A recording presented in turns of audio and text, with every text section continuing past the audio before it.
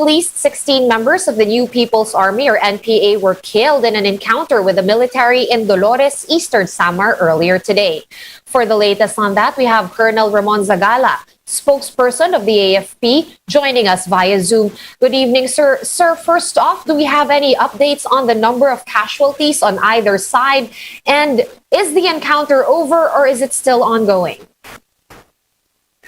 Good evening, Sean, and to your viewers, good evening. Right now, the operation is ongoing, and we're still searching the area.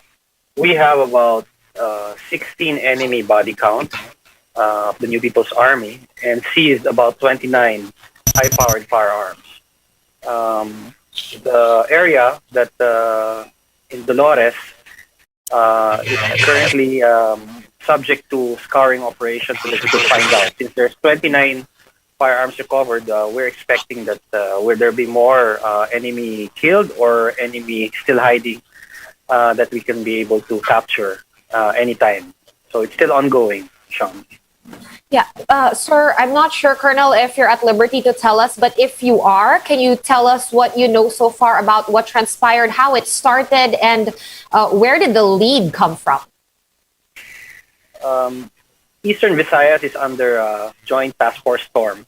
And the Joint Task Force is a joint group of both ground, air, and naval forces.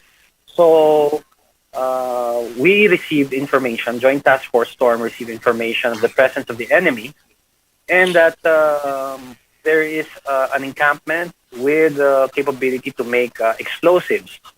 So we got this information from the citizens who had seen them, and immediately Joint Task Force Storm mobilized and planned out a mission.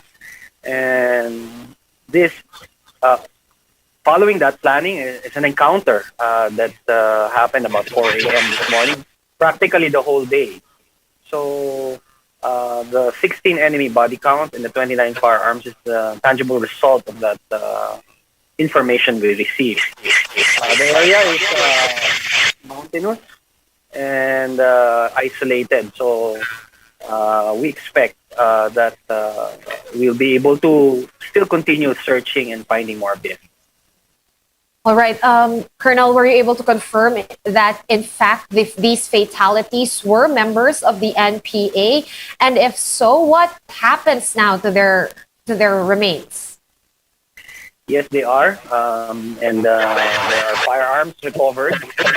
So, right now, those remains are going to be processed, and we will ask the help also of the Philippine National Police to do crime scene investigation to process the bodies, and then we can return them to their, once identified, we can return them to their loved ones.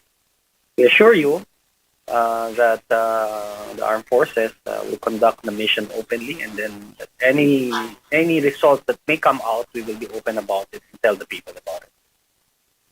All right, good to hear, Colonel.